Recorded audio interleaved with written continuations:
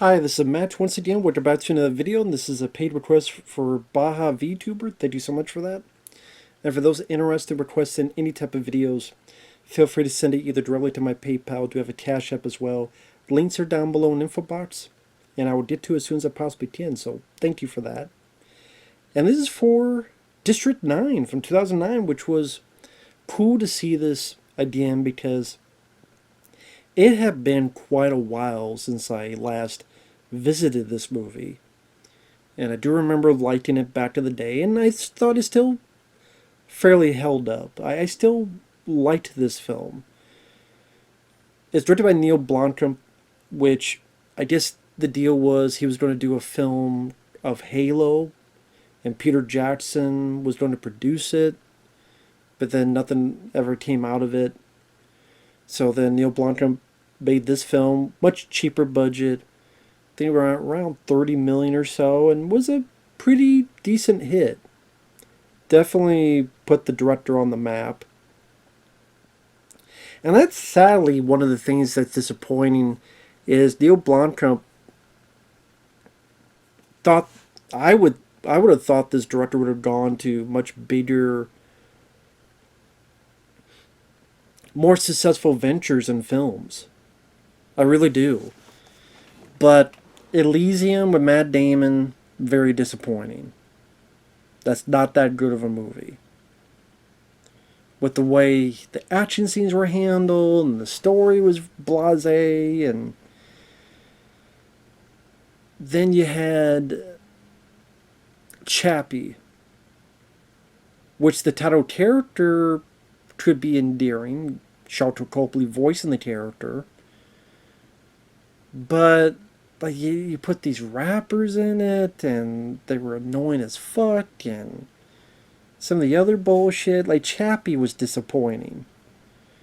Then I know he wanted to do that Alien movie. That was the alternate Alien 3. You have Sigourney Weaver, Michael Biehn. Then that pretty much got shit canned because the studio went ahead with Ridley Scott doing Alien Covenant and other BS. Would I have liked to have seen that? Sure. But instead we get Alien Covenant. Or Alien Romulus. And I'm sitting there going, so you have a chance to have Sigourney Weaver and Michael Biehn and such come back for an Alien movie, but you decide to do Covenant and Romulus. If you could explain that to me, feel free, because I love to hear it. And didn't he also want to do like a RoboCop movie? Then that never came out, and I think he did, I want to say Gran Turismo, which I never saw it because I didn't give a shit.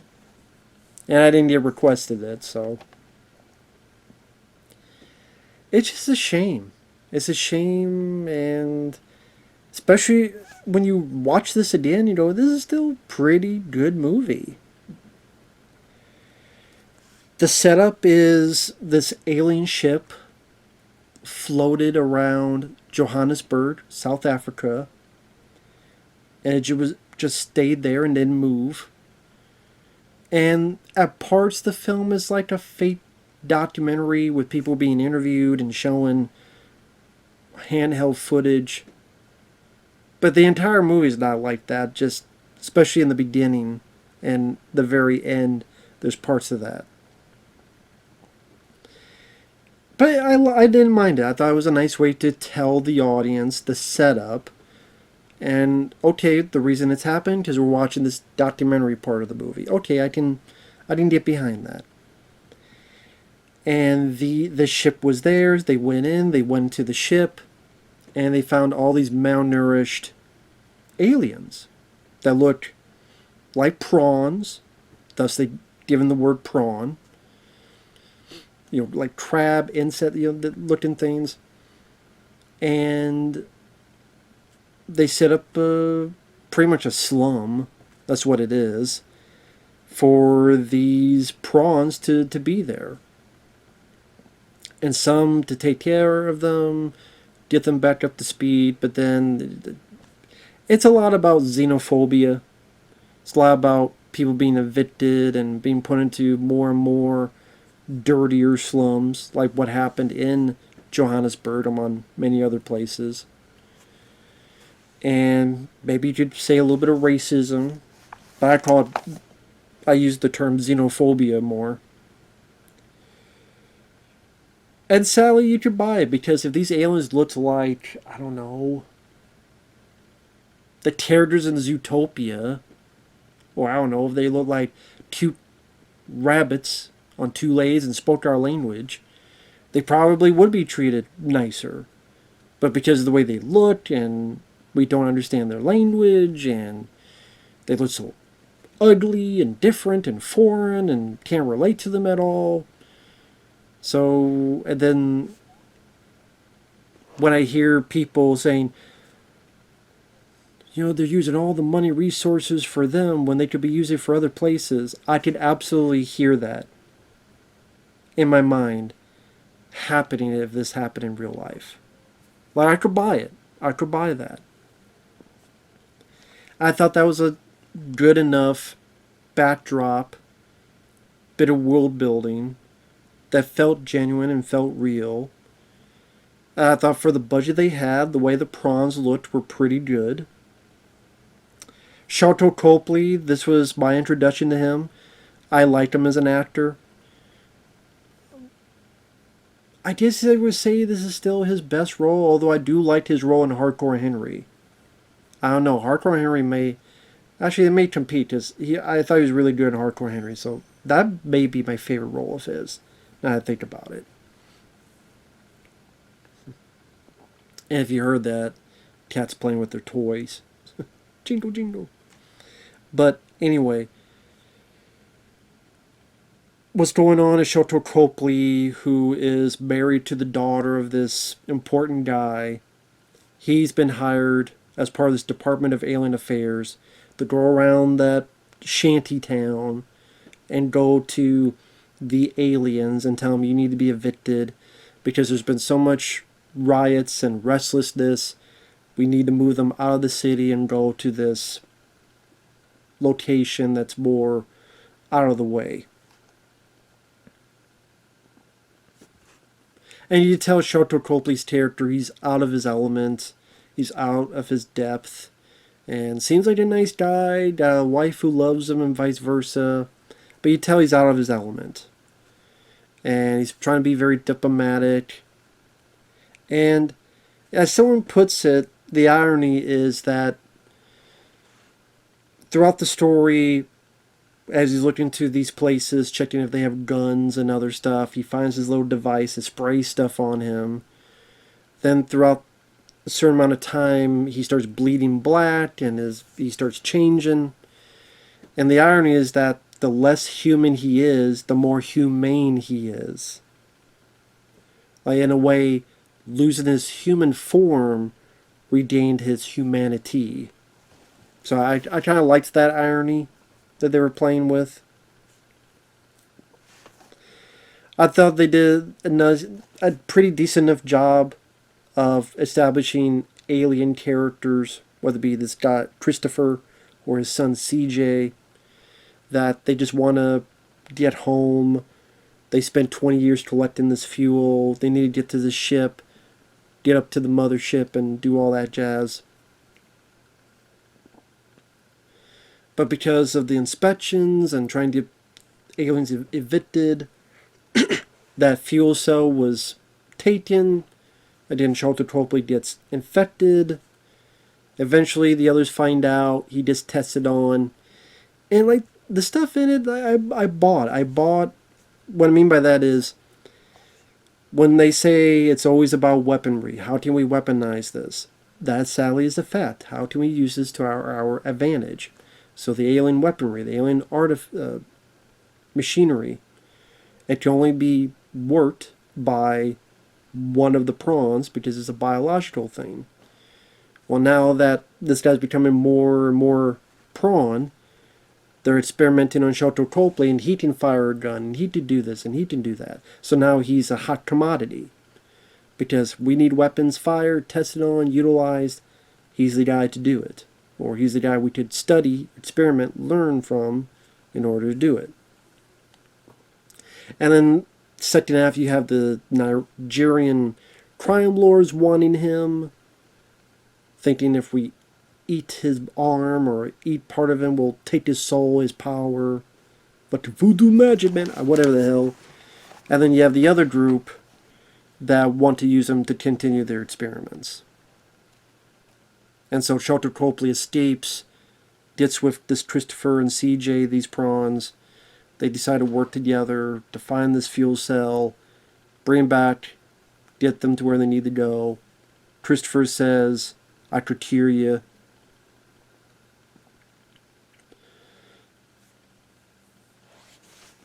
Sharlto Copley, I thought, did a really good job.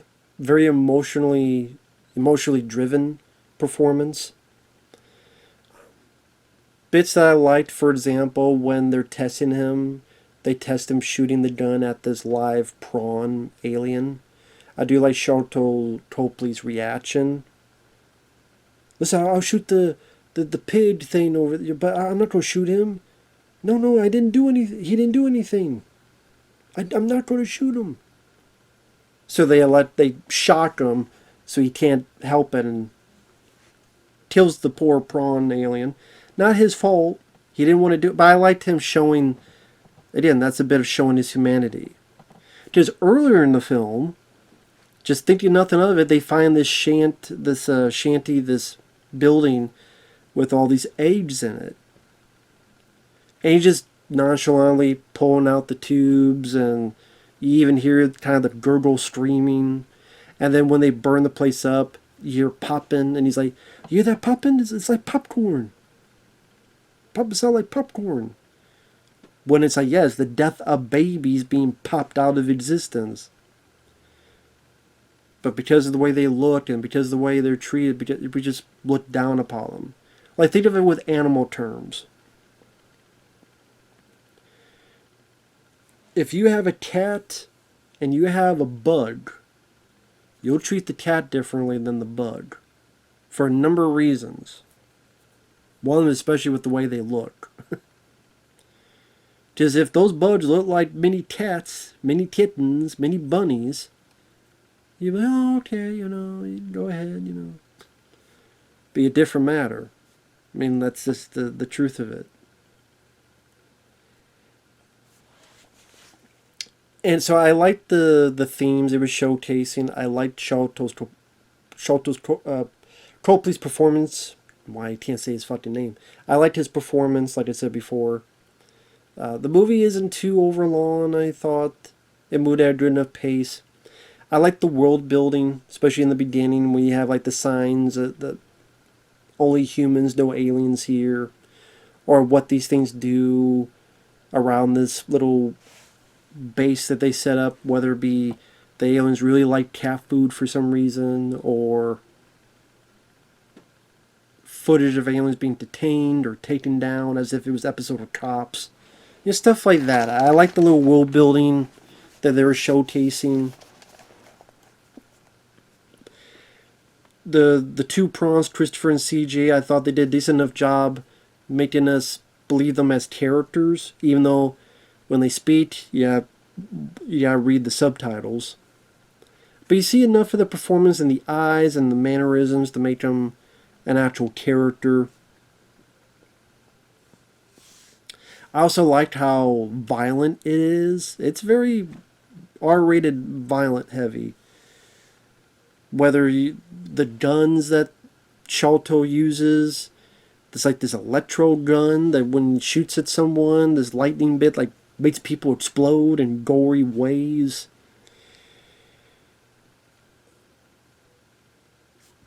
Even when, spoilers, they go in, they get the thing, they leave, and the prawns, Christopher realizes that this group is doing medical experiments on its own kind, and Sharlto's like, I didn't know about that.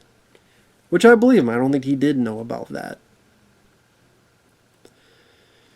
The alien says, well, things have changed, I need to get to my ship right away and go back home and get help, so I can fix you, but it's going to take like 3 years.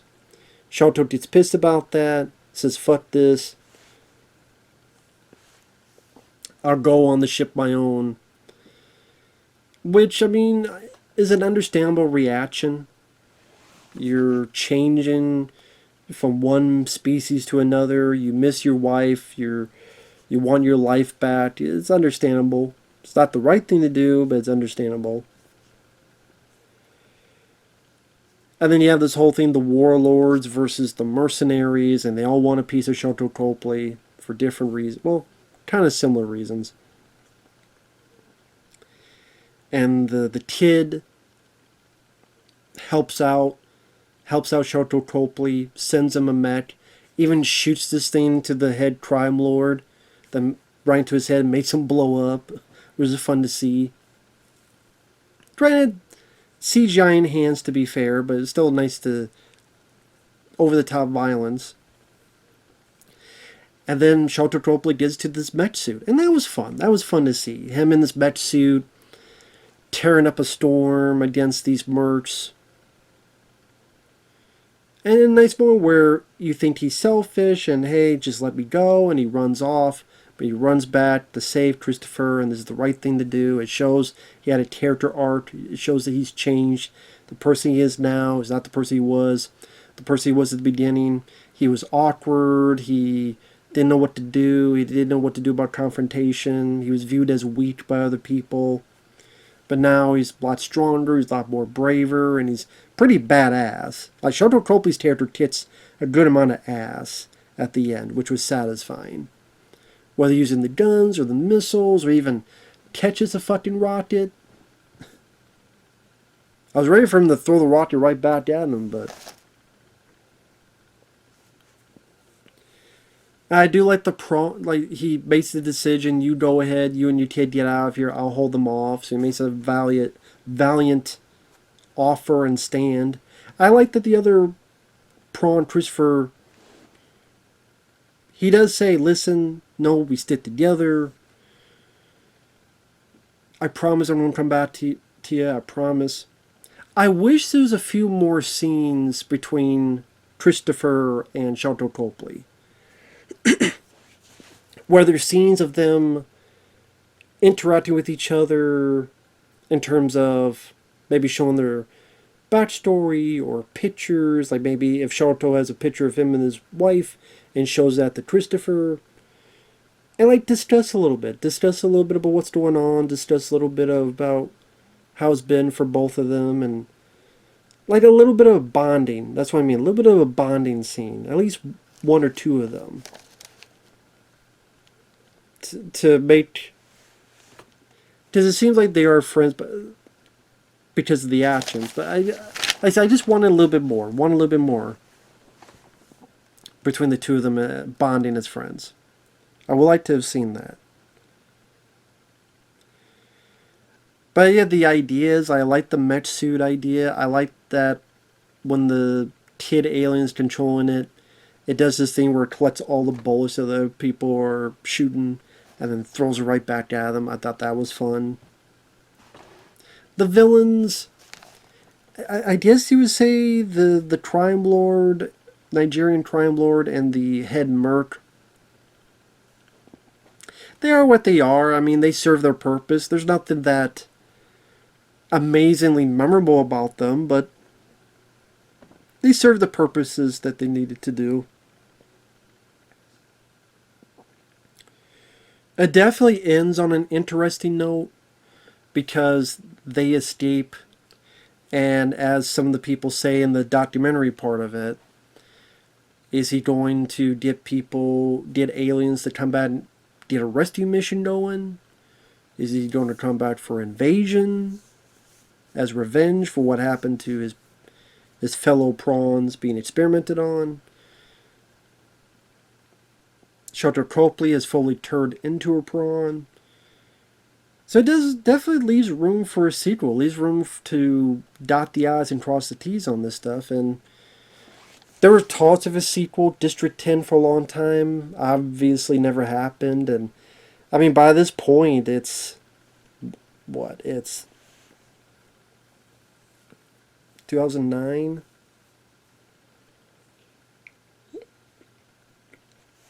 16 years or so? Or 2009, 19, 20, 21, 22, 23. Yeah, about that. I mean, it's been a while. So I don't know if a sequel would even work today, or if they did a sequel, it would not really follow much of the story. Because it's like, wait a minute, you said 3 years. So obviously that didn't happen. So, and Sharlto Copley's not a spring chicken. So it's one of those things where, I don't know. It's too late to do it now. Would I have minded a sequel in 2011 or so? Yeah, would have been fine with it. But as is, I like the themes that they showcase in here. I like the environment. I will say sometimes just too bit too much shady cam. There's definitely the era of showing the handheld shady stuff. Sometimes a bit too much of that. Maybe a little bit more from the wife character, a little bit more development of her, a little bit more of showing the love they have for each other. I mean, there's a handful of phone calls, but I guess I would like to a little bit more. Just like a little bit more bonding between Christopher and the lead guy. A little bit more of those scenes would have been nice. A little less shaky cam.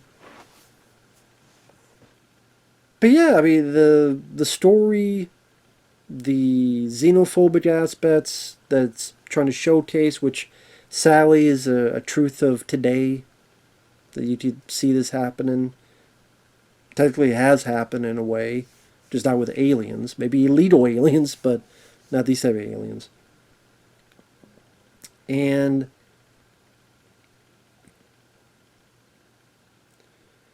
yeah, overall, still a good film, still holds up, still works well, and it was nice to visit this again. So, thanks to Bob Vtuber for that. Take care, and we'll see you guys later. Bye-bye.